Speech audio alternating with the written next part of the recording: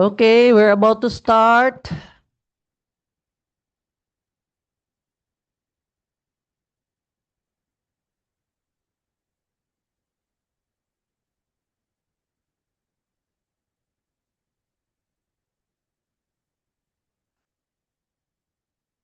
Thirty-first regular session of the 21st City Council is now called to order. Invocation by Honorable Councilor Moreno Daba, followed by the singing of Lupang Hinirang and the Cagayan de Oro March. Please rise. Good afternoon, Madam Chair. Good afternoon, Majority Floor, my colleagues and our visitors. Good afternoon. Let us put ourselves in the holy presence of the Lord. Thank you, Lord, for this day that you have added in our lives. May we welcome this day with purpose and expectation. Please guide us as we step into this new week, granting us for the fresh start and a new chapter filled with fruitful possibilities and plans.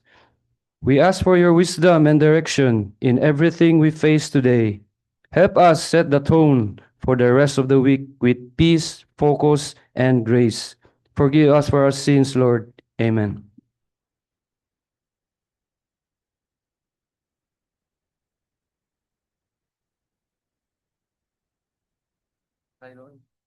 Mga kababayan, ang pambansang awit ng Pilipinas. Kayang mag-ibig, tewas ng silanganan, alam ng puso, sa titik mo'y buhay.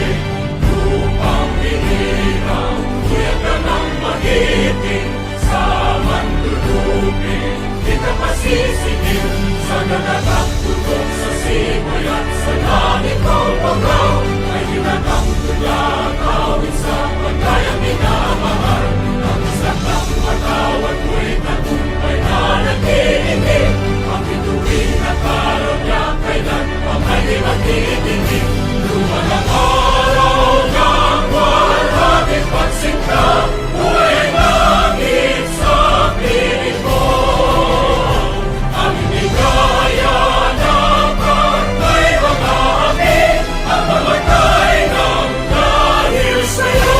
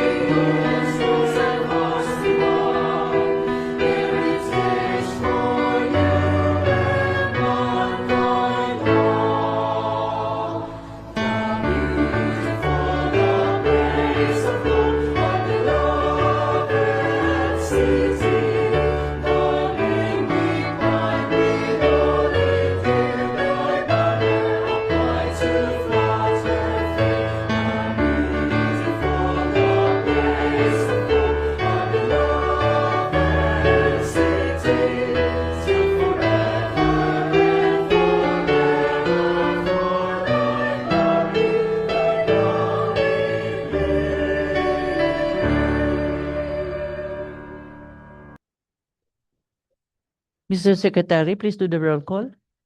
Honorable City Vice Mayor Jocelyn B. Rodriguez, Presiding Officer. For the First District Councilors, Honorable Desiree Ann M. Dahino, Honorable Roger G. Abaday, Honorable Juancho R. Pascual, Honorable Agapito Heriberto G. Swan, Honorable George Christopher Q. Goking, Honorable Moreno Y. Daba de Fort, Honorable Alpi Ligaspi Sr., Honorable Amy Rose P. Moreno.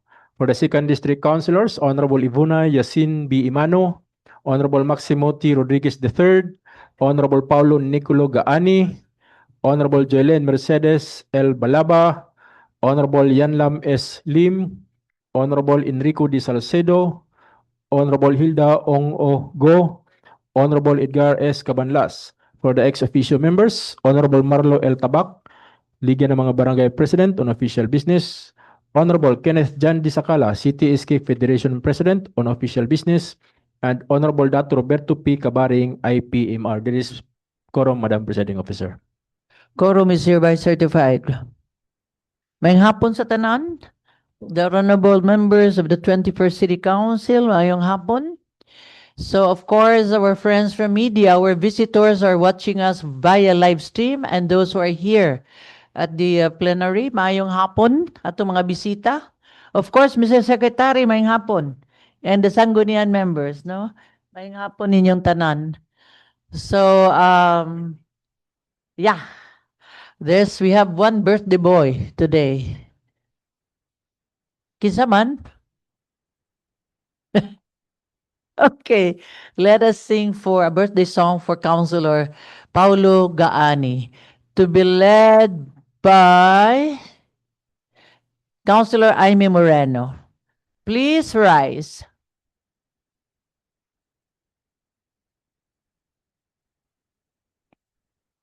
Mayong hapon, Vice. Happy birthday to Honorable Councilor Paulo Gani. Happy birthday to you. Happy birthday to you. Happy birthday, happy birthday. Happy birthday to you. Pastor, please. Happy birthday to you. Happy birthday to you. Happy birthday, happy birthday. Happy birthday to you. Happy birthday. Happy birthday, Councilor. Of course. Speech daw. Anyway, let me call, of course, our young-looking majority floor leader, Attorney Edgar Cabanlas. Kuy, tsada galing to, yang rookie. Thank you very much to our beloved Vice Mayor. We always pray for your good health. Thank you very much. Thank you for being here with us always. And to the members of the City Council, friends and media who are present this afternoon, people of Cagayan de Oro who are watching us. Madam Chair, may I move to dispense the reading of the minutes of the previous regular session of this council And a and second. consider? Yeah, and a second. Objection? Hearing none, motion is hereby carried. Move to approve on second final reading. Second. Objection? Hearing none, motion is hereby carried. On appearances,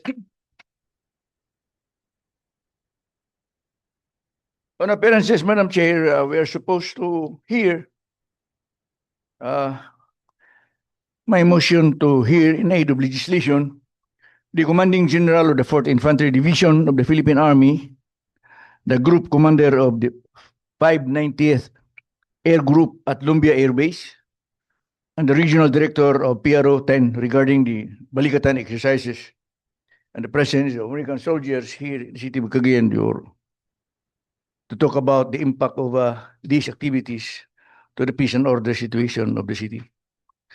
Madam Chair, I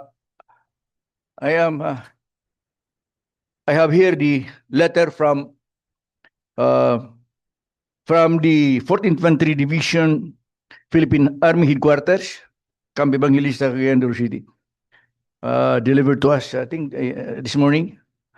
And may I read, this is just a short message, and this is addressed to Mr. Arturo de San Miguel, our Secretary of the City Council. Mr. Arturo de San Miguel, Secretary Office of the City Council, Cagayan de Oro. Dear Mr. de San Miguel, greetings of peace and solidarity. This is to acknowledge receipt of your invitation letter addressed to the Commander, 4th ID, dated March 18, 2026, regarding his attendance at the 31st regular session of our City Council on March 23, 2026. As indicated, the purpose of the invitation is to brief the Council and respond to queries from its members concerning the presence of American troops and Balikatan exercises to be conducted in the city. We express our appreciation to the invitation of the Cagayan de Oro Council in seeking clarification on the matters of public interest.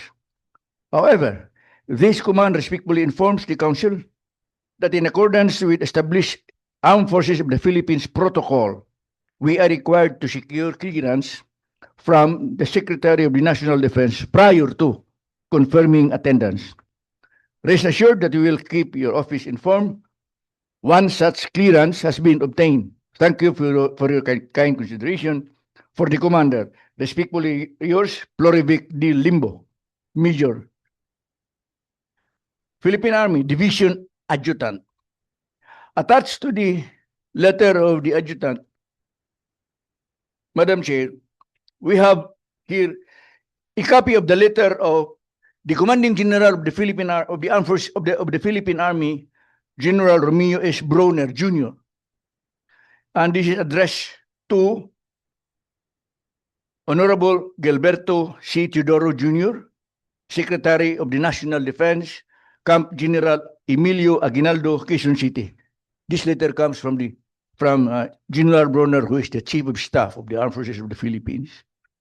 Dear Secretary Teodoro, may I have the honor to recommend to the Honorable Secretary the attendance of Major General Michel B. Anayron Jr., Commander of the 4th Infantry Division, 4th ID Philippine Army, to the 31st regular session on March 23, 2026 at the Session Hall, City Hall, Cagayan de Oro City, to brief the Council regarding the Balikatan exercises to be conducted in the said city.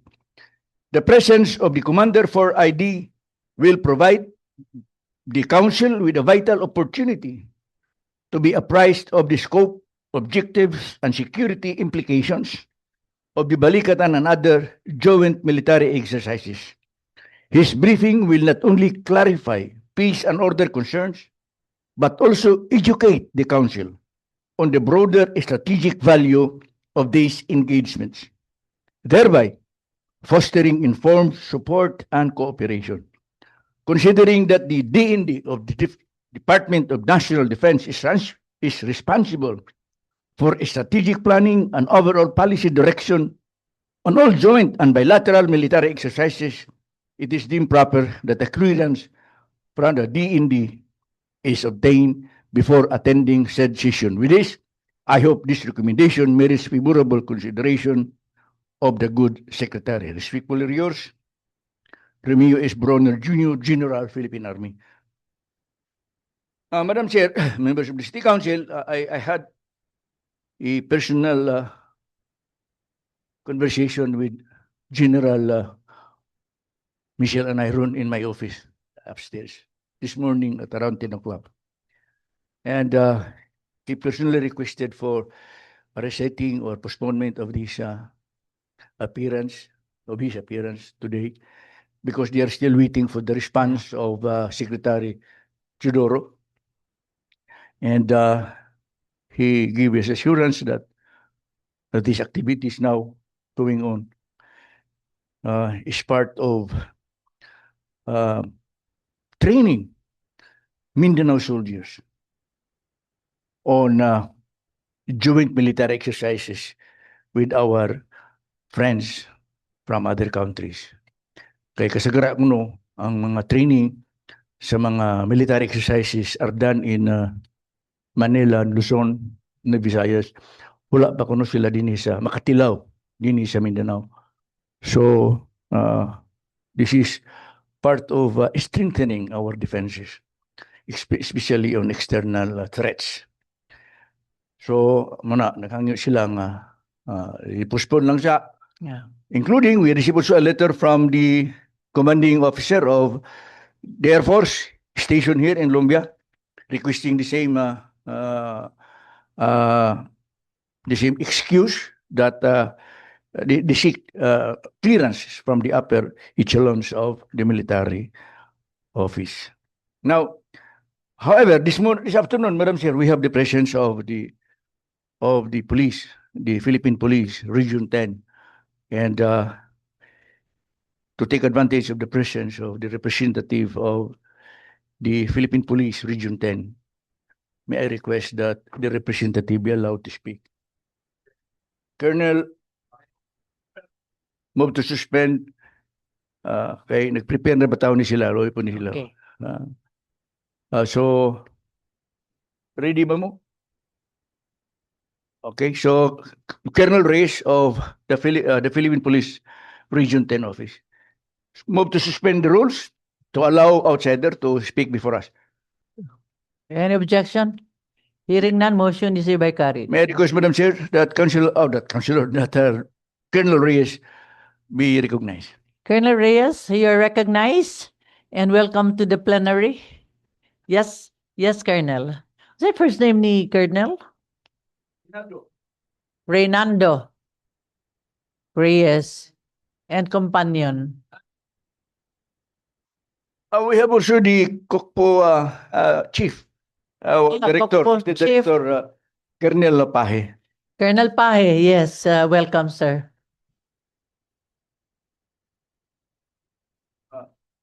Okay, So, so Colonel, kung doon na kamo isulti, we will allow you to say something for us. May hapon, Madam Chair, Your Honor. May hapon sa tanan. I am Police Colonel Reynante Reyes, the Regional Chief of the Operation Divisions of Police Regional Office 10. And on behalf of our Regional Director, Police Brigadier General Christopher Abrahano, I would like to enlighten on this reported visit of our U.S. troops, of which I understand 2 weeks ago, ma'am, they visit our office, and I personally talk with the representatives together with the armed forces, and they are visiting our beautiful Cagayan de Oro City for rotational visits, and it's not only for Cagayan de Oro that they will be visiting, but also I believe they have also engagement in Davao City, also for this particular month. For gitawag nato og Enhanced Defense Cooperations Agreement. I believe the armed forces, if they are around, they are the most or have the reputations to explain and give further details. But as for the Philippine National Police, our task is only to secure their presence, and as far as their billeting at the Lux Hotel and Seda, ma'am, Your Honors, and especially on their travel from here in the city, going to Malaybalay and some other engagements here in Region 10. And in as far as their engagement, we are also monitoring their activities, and they are also asking our support and assistance if there will be some of their personnel that will maybe kanang matawag nato nag-violate.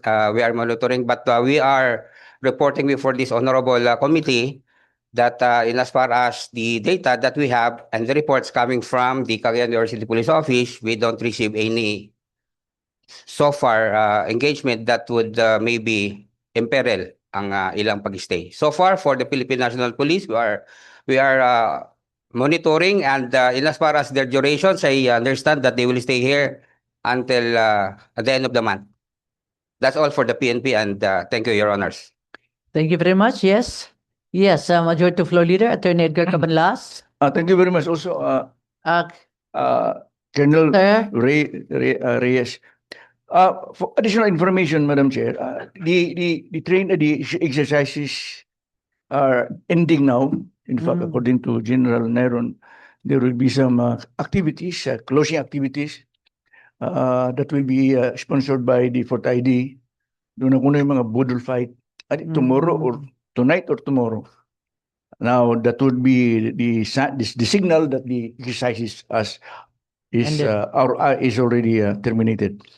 And they are staying at hotels, not in Lumbia, dili sa Lumbia Air Base. They're staying at Lux Hotel, And Seda. Agseda. These are all Marines. Yeah. Marines. So muna, Madam Chair, ang ako yung kadugang. Okay, thank you. Thank you very much. Any more questions? Napamoy pangutana? Naamagid sila din ni karon. Yes. Yes. We cannot, of course, this meeting should have been with the Armed Forces of the Philippines, not with the police, because the police, these are police matters. Yeah, yeah. This is not police matters. Yeah. So thank you. Perhaps, okay. Thank you very much, Colonel. Thank you, Your Honor. Yes, Colonel Reyes and Colonel Pahe. Daghan salamat, no? Move to lift the order of the suspension, Madam Chair. Session resume. So let us proceed. There is Do you have a special report? one special report Okay. from Councilor Gaani, Madam Chair. It's about the rabies. So may I request, Madam Chair, that Councilor birthday celebrant, Paul Gaani, be recognized. Councilor Paulo Gani, you recognize? Special report? Man mo report. Kinsa may gadula diha? Gatago. Di na ka-report rod. Ihatag. Pangitaan diha, tagsa-tagsa. Kinsa may nagtago siya report? Ilagi kuha. Okay.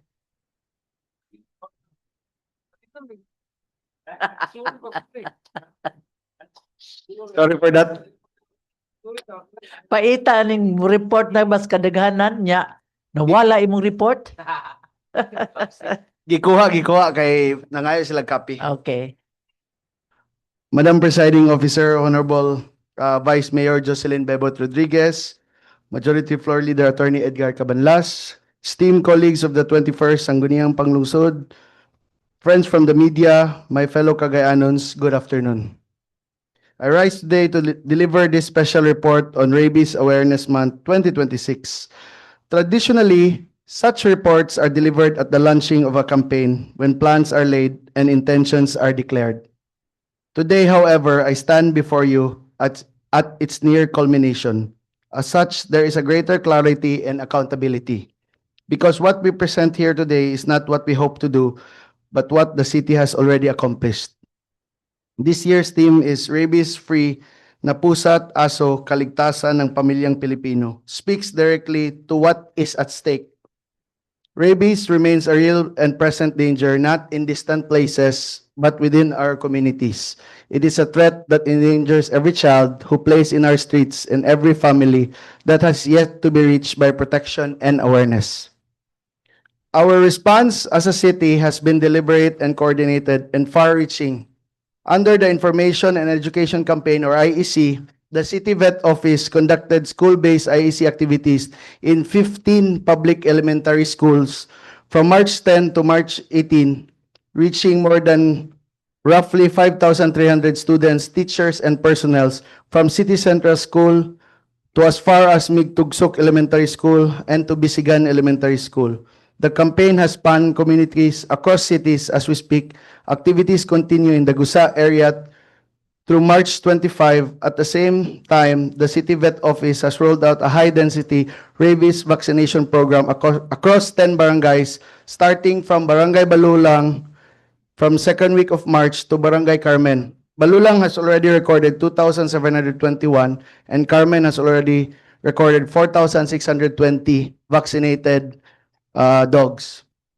So, in the months to come, Kamamanan on the last week of March, Kanituan, Pagatpat, Ipunan, and Tablon for the month of April, then Lumbia, Agusan, Lapasan, and Bulwa for the month of May.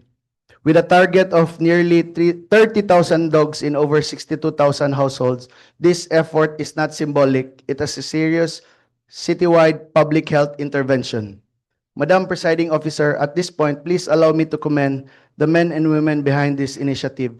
We recognize our city veterinarian, Dr. Helen Ann Takandong, together with the veterinarian doctors for their leadership in implementing this extensive vaccination drive. Their collective efforts demonstrate the strength of interagency collaboration, an approach that delivers real and measurable results for our people. As chair of the Committee on Health, Nutrition, and Health Insurance, this representation affirms our commitment to institutionalize these efforts. We will pursue measures to ensure the high-density rabies vaccination and sustained school-based IAC campaign become permanent components of our city's public health strategy. What we have achieved this month must not remain a one-time campaign, but it must become a gold standard year after year. Because a city that protects its people from preventable diseases, that vaccinates its animals, educates its children, and mobilizes its communities, is a city that governs with foresight, responsibility, and compassion. That is the kind of Cagayan de Oro we will continue to build. Dagan salamat, Madam Presiding Officer, and God bless Cagayan de Oro City. Thank you very much, Councilor Paulo Gaani. Is there any more reporter? No more? Okay, let's go back to the business of the day. Majority Floor Leader, Attorney Edgar Cabanlas, you have the floor. With that, Madam Chair. We proceed to our business of the day. Item number 1, Turks, please. Item number 1 is for omnibus approval of proposed resolution number 2026-282 up to proposed resolution number 2026-285, which reads, declaring as operative in their entirety effective in the date fixed therein, the herein respective barangay ordinances covering the annual budget or supplemental budget for calendar year 2026 as the case may be of the herein mentioned sangguniang barangays, to wit, A. Barangay Ordinance number 1-2026, series of 2026 of the Sangguniang Barangay of Barangay Bayanga, covering its supplemental budget number 1 for calendar year 2026 with an estimated income of 122,321 pesos. B. Barangay Ordinance number 2026-001, series of 2026 of the Sangguniang Barangay of Barangay Bayabas, covering its annual budget for calendar year 2026 with an estimated income of 20,815,554 pesos. C. Barangay Ordinance number 1-2026, series of 2026 of the Sangguniang Barangay Barangay Bugo, covering its annual budget calendar year 2026 with an estimated income of 47,166,841 pesos. And D. Ordinance number 001, series of 2026 of the Sangguniang Barangay Barangay Taglimao, covering its annual budget for calendar year 2026 with an estimated income of 5,356,202 pesos. May I request, Madam Chair, that Councilor Marlo Tabak be recognized. Wala. Councilor Ali Gaspi be recognized. Councilor Ali Gaspi, you're recognized.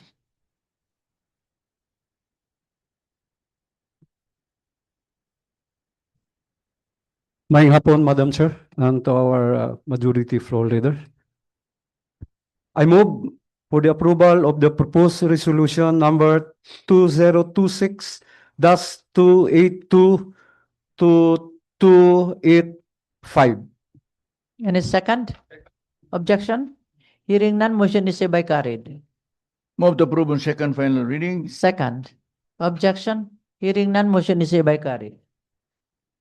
Item 2, proposed resolution number 2026-286, declaring it as operative in its entirety, effective on the date fixed therein, the ordinance number 03, series of 2025 of the Sangguniang Barangay of Lumbia, the city, entitled an ordinance institutionalizing the number of set of barangay council thereof and for other purposes. May I request Councilor Janjan Rodriguez be recognized. Councilor Janjan Rodriguez, you recognize. Move to approve proposed resolution number 2026-286. Any second? Objection? Hearing none, motion is hereby carried. Move to approve on second final reading. Second. Objection. Hearing none, motion is hereby carried. Item 3, proposed resolution number 2026-287, declaring as operative in its entirety, effective on the date fixed therein, ordinance number 17, series of 2025 of the Sangguniang Barangay of Indahag City, entitled an ordinance declaring every first Friday of the month as Barangay Indahag Job Assistance Day for on-site employment and counseling, skills profiling, and job matching activities. May I request Councilor Paulo Nicologan be recognized, Madam Chair. Councilor Paulo Gaane, you recognize. Thank you. I move for the proposed resolution number 2026-287. Any second? Objection? Hearing none, motion is hereby carried. Move to approve on second final reading. Second. Objection? Hearing none, motion is hereby carried. Item 4, proposed resolution number 2026-288, declaring as operative its entirety, effective on the date fixed therein, ordinance number 13, series of 2025 of the Sangguniang Barangay of Indahag, this city, entitled an ordinance strengthening the Barangay Council for the Protection of Children and institutionalizing programs to promote rights and welfare of children in Barangay Indahag. May I request Councilor Heriberto Suman be recognized. Councilor Agasuan, you recognize.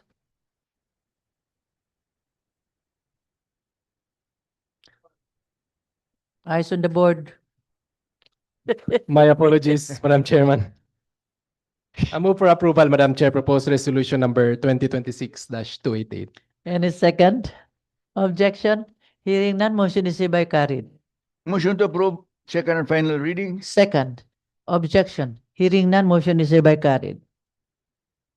Item 5, proposed resolution number 2026-289, declaring as operative its entirety, effective on the date fixed therein, ordinance number 18, series of 2025, of the Sangguniang Barangay of Indahag, the city, entitled an ordinance establishing the Barangay Indahag Educational Assistance Program, providing funds, therefore, and promoting access to quality education for underprivileged students in the barangay. May I request Councilor Yan Lamlim be recognized. Councilor Yan Lamlim, you recognize.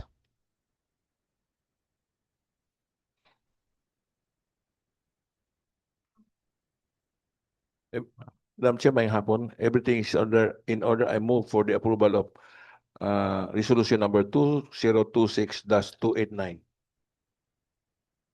289. Any second? Objection? Hearing none, motion is hereby carried. Move to approve on second final reading. Second. Objection? Hearing none, motion is hereby carried. Proposed resolution number 6, proposed resolution 2026-290, declaring as operative in its entirety, effective on the date fixed therein, and the ordinance number 19, series of 2025 of the Sangguniang Barangay of Indahag, the city, entitled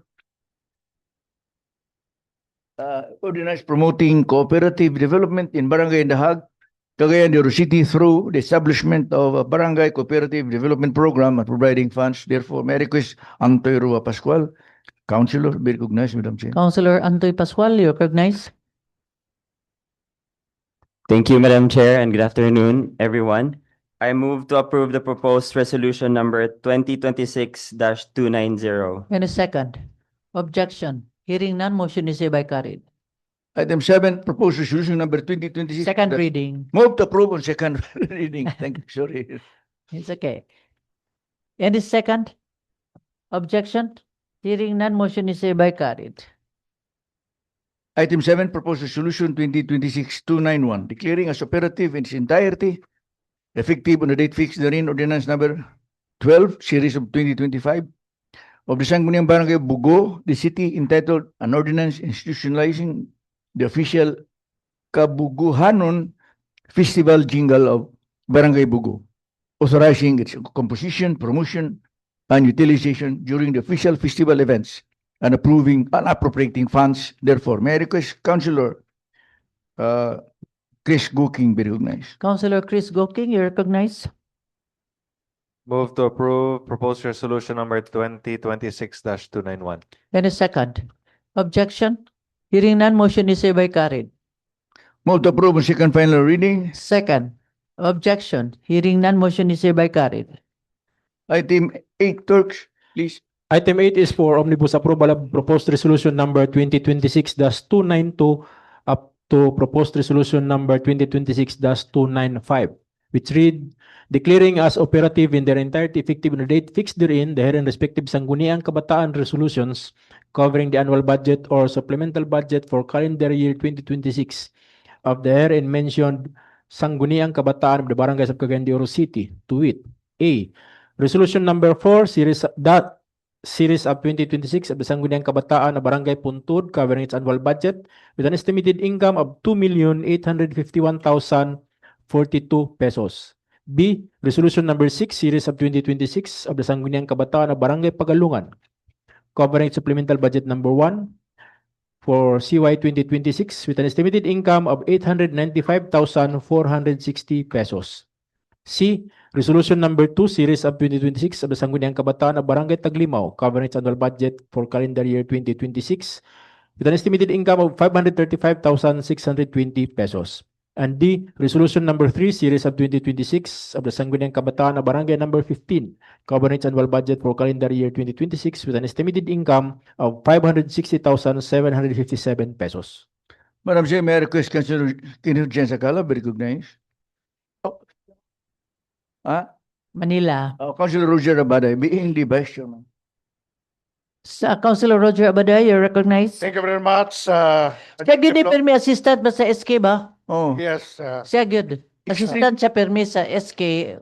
by it, Yeah. by it. the extreme. very Equally estimates. Okay. Thank you very much, Majority Floor, our presiding officer.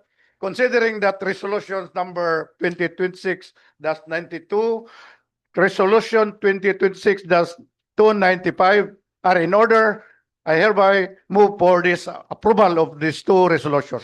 And a second. Objection? Hearing none, motion is hereby carried. Move to approve on second final reading. Second. Objection? Hearing none, motion is hereby carried. Item 9, proposed ordinance number 2026-219, authorizing the Honorable City Mayor Rolando A. Uy, representing the city government of Cagayan de Oro, to apply for a survey order with the Department of Environment and Natural Resources, Regional Field Office number 10, and to sign the subdivision plan of the city-owned parcel of land identified as lot number 35627-A, CSD-10-00523-D, under tax declaration number G1418105, with an area of 27,297 square meters, located at Zone 7, Makanhan, Barangay Carmen City, for on-site resettlement program of the city. May I request Councilor Salcedo be recognized, Madam Chair. Councilor Eric Salcedo, you're recognized.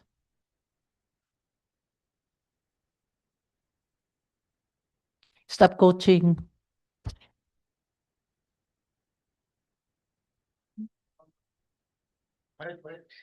Proposed ordinance number 2026-219. Any second? I move for the approval, Madam Chair. Yes. Any second?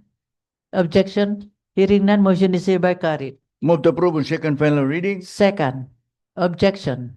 Hearing none, motion is hereby carried. Item 10, proposed ordinance number 2026-220, approving the preliminary subdivision development plan of Xavier Southwood subdivision project located in Barangay Bayanga, the city, with an area of 37,500 square meters, containing 115 lots under BP 220 as applied for by A. Brown Company Incorporated, represented by its compliance manager, Ms. Joylene F. Magadan, subject to the conditions imposed by the Office of the City Engineer, Office of the City Planning Development Coordinator, and the City Housing and Urban Development Department. May I request for the approval of this ordinance, Madam Chair? Any second? Objection? Hearing none, motion is hereby carried. Move to approve on second final reading. Second? Objection? Hearing none, motion is hereby carried. Item 11.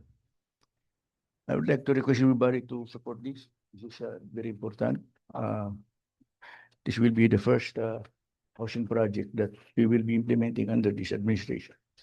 Item 11, proposed ordinance number 2026-221, authorizing the Honorable City Mayor Rolando A. Uy, representing the city government of Cagayan de Oro, to enter into and sign the use of RAC agreement with the Social Housing Finance Corporation, represented by its OIC Vice President, 4PS, Visayas and Mindanao, Engineer Philman R. Gelbang, covering the use of the city-owned property with an area of 64,801 square meters located in Pamalihi, Barangay Pagatpat, the city, covered under transfer certificate of title number 137-2022003074 as site of the city proposed housing project Pagatpat Valley Residences under the expanded Pambansang Pabahay para sa Filipino program under the terms and conditions stipulated therein. I move for the approval of this ordinance, Madam Chair. Any second? Objection? Hearing none, motion is hereby carried. Move to approve on second final reading. Second? Objection? Hearing none, motion is hereby carried. B. Proposed ordinance number 2026-222, authorizing the Honorable City Mayor Rolando A. Uy, representing the city government of Cagayan de Oro, declarant and landowner, to sign the master deed and declaration of restrictions of the Pagatpat Valley Residence Project under the expanded Pambansang Pabahay para sa Filipino 4PH program with the Jandorf Ventures Corporation, represented by its corporate president, Mr.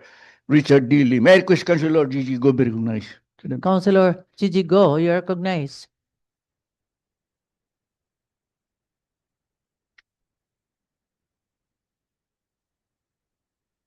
Maayong hapon, Madam Chair. Move to approve proposed ordinance number 2026-222. Any second? Objection? Hearing none, motion is hereby carried. Move to approve on second final reading. Second? Objection? Hearing none, motion is hereby carried. Lastly, C. Proposed ordinance number 2026-223, authorizing the Honorable City Mayor Rolando A. Uy, representing the city government of Cagayan de Oro, to apply for the annotation of the master deed and declaration of restrictions of the Pagatpat Valley residence on the land title covered under transfer certificate of title 137-2022-003074, registered in the name of the city government of Cagayan de Oro at the Land Registration Authority, registry of these. May I request Councilor Des Dahino be recognized? Councilor Des Dahino, you are recognized. Maayong hapon sa tanan, maayong hapon, Madam Chair. I move for the approval of the proposed ordinance number 2026-223. Any second? Second. Objection? Hearing none, motion is hereby carried.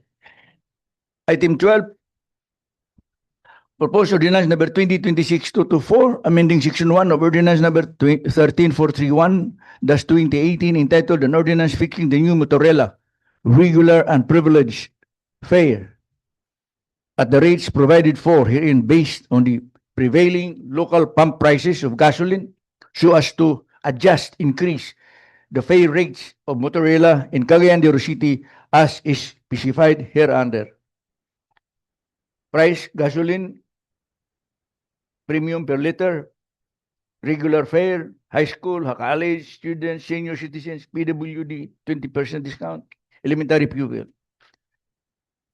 Tas minutes dito. Sir Torts.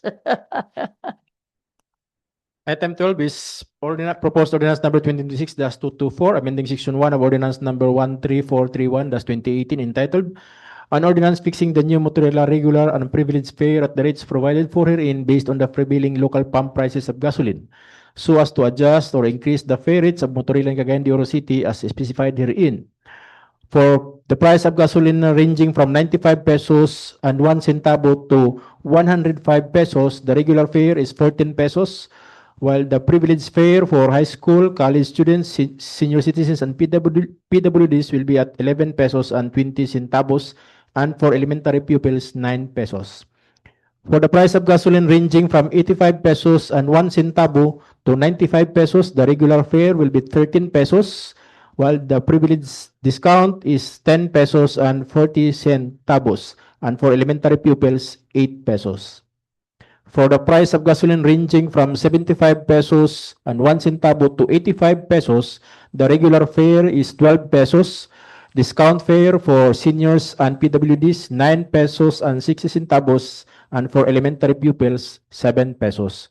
And for the price of gasoline per liter ranging from 65 pesos and 1 centavo to 75 pesos, the regular fare is 10 pesos, discount fare is 8 pesos, and for elementary pupils, 5 pesos. May I request, Madam Chair, Councilor Eric Salcido be recognized? Councilor Eric Salcedo, you recognize? Kani ba?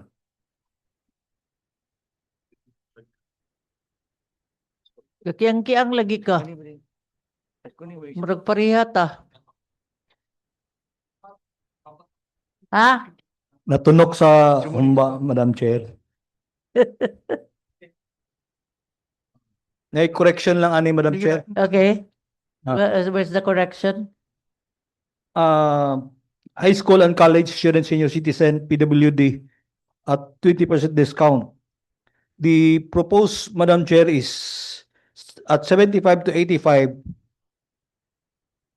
and 960. But Yeah. the PPLD, proposal of the PPLD, Madam Chair, is 9 pesos. Is a matter of 60 centavos. And the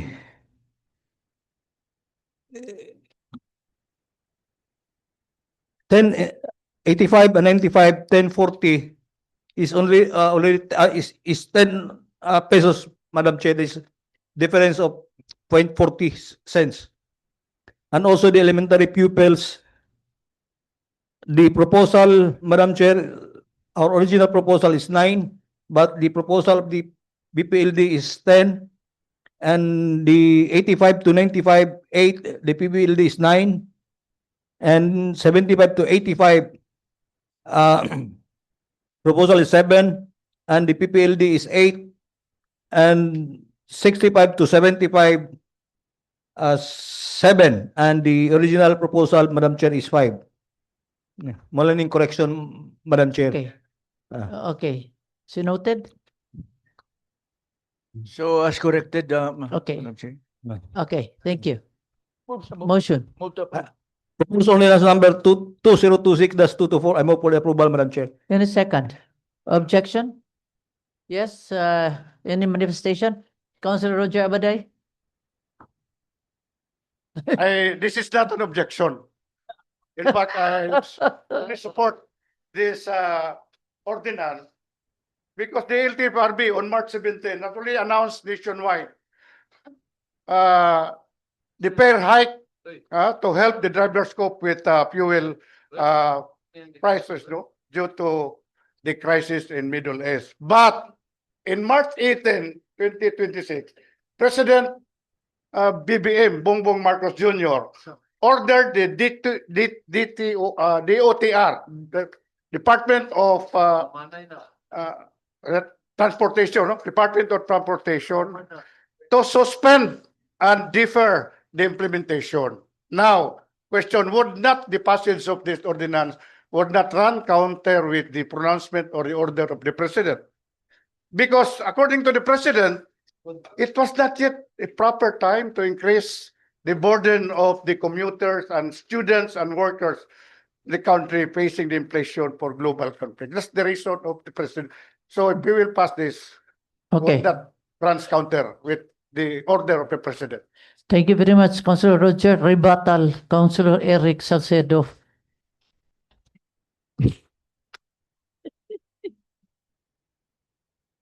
Anyway, Madam Chair, ang stand ni Councilor Abaday, dili man siya mo oppose. It's not an objection. Pero, ato yun naman, Madam Chair, ang directive ni BBM sa DOTR, kini ato is, ang nag-approve sa tong franchise sa Motorola is ang lokal. Nya, kung tanaw na to ang trend na to sa atong propose or sa atong approve ordinance, gi-categorize na to ang increase in preparation sa mga increase, Madam Chair. Kay musugot tag sa dili, Madam Chair, mo increase naman gyud ang gasolina, di naman gyud mapugnan. Muna nga ato na lang gipanagan-andaan base sa old ordinance. Kaya ang old ordinance, gi-categorize naman ang increase. 10 pesos increase, na 1 peso nga increase. Ato lang gi-amend ang section 1 sa atong old ordinance, Madam Chair. Thank you. Thank you very much, Rebuttal. Councilor Roger Abaday. That's correct. I will not go against with that. But again, there is a proviso instructed by the President. If the driver insists on higher fare, they are technically in violation because the LTFRB is currently deploying mystery riders, so, ilang sakay siguro, an inspector to ensure that suspension is followed. Okay. Ata. Which is which now? What's the pleasure of the House? Yes, Councilor Majority Floor Leader, Attorney Edgar Cabanlas. Let us be specific, very clear. I think the order of the President is clear. Only those transportation covered by the LTFRB. Yeah. Motorila is not covered by LTFRB. Okay, so very clear. Covered by the authority here is in the city The government. city, under the city. So dito under sa LTFRB. Okay. So, come on. What's the pleasure? Rebuttal, okay. For clarity, Madam okay. Chair, my colleague. Okay, so it's very clear, Motorella is under the city. Okay na? So, Another rebuttal. Just put it on record my manifestation. Put it on record my manifestation. That's not an objection. Yes, But please put it on record. my put on manifestation. record. Thank you very much, Councilor Roger Abaday. Yes, there's this motion. Any second objection? Hearing none, motion is hereby carried. move to approve on second final reading. Second, objection? Hearing none, motion is hereby carried. Madam Chair, may I move to include the following items, 13, 14, 15?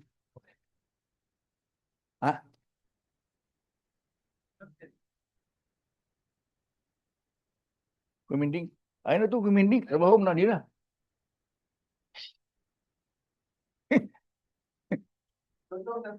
Really? I mean, every time that you do that, it's part of their job. Nakuha naman to, na-storya na commending. Okay, so move to include in our agenda today items 13, 14, 15. Any second? Objection? Hearing none, motion is hereby carried. Item 13, proposed resolution number 2026, approving the supplemental annual investment program, SAIP number 1 for fiscal year 2026 of the City Government Cagayan de Oro. May I request Councilor Yan Lamlim be recognized, Madam Chair. Councilor Yan Lamlim, you recognize? I move for the approval of 2026-296. Any second? Objection? Hearing none, motion is hereby carried. Move to approve on second final reading. Second, objection. Hearing none, motion is hereby carried. Item 14, proposed resolution number 2026-297, congratulating Honorable Hilda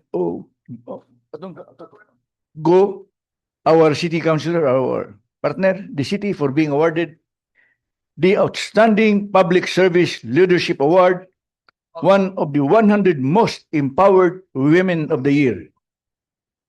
Wow. By the Gawad Filipino Babae Ka Awards as part of the International Women's Month celebration. Subject to styling, may I request Councilor Janjan Rodriguez be recognized. Councilor Janjan Rodriguez, you recognize? Thank you, Madam Chair. Madam Chairman, I therefore move to pass a resolution congratulating and commending our good councilor, our colleague, Honorable City Councilor Hilda Go. So move, Madam Chair. Second, objection. Hearing none, motion is hereby carried. Congratulations, Councilor Gigi Go. Congratulations. Speech. Move to approve on second final reading. Second, objection. Hearing none, motion is hereby carried. Item 15, proposed resolution 2026-298, expressing the city's gratitude and appreciation to the Cagayan de Oro Electric Power and Light Company, Sipalco, for allowing the use of their 3 meter of its property in Upper Balulang to be utilized as site of the pillar of the proposed pedestrian pass across Masterson Avenue, Derat. Moved by all members present. Any second? Objection? Hearing none, motion is hereby carried. Move to approve on second final reading, Madam. Second, objection? Hearing none, motion is hereby carried. There being no other matters to take up, move for the adjournment. Any second? Any objection? So what do you do during Holy Week? Napaday?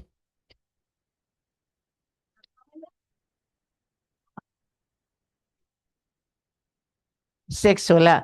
Di ba na yung wala? The proposal, nate,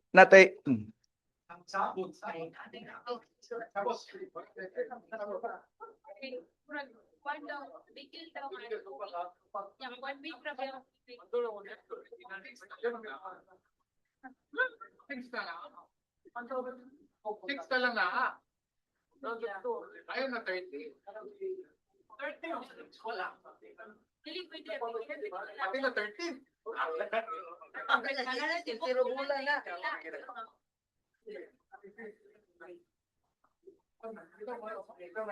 Parang mo rin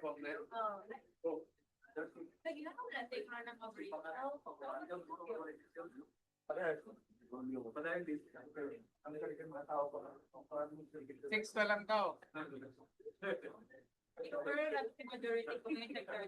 Six na lang daw.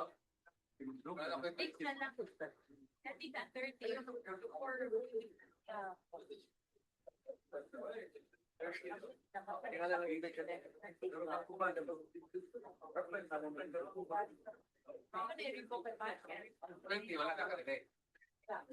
Lagi, wala kami 30. Wala kami 30.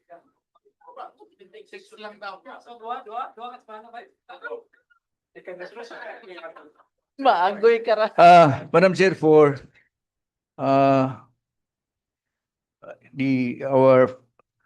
Vice Mayor is there will be some schedule for rehab on his young knee. So I move, Madam Chair, that we will have a special session on Thursday. Thursday. Via We Zoom. will cancel the session on the 30th.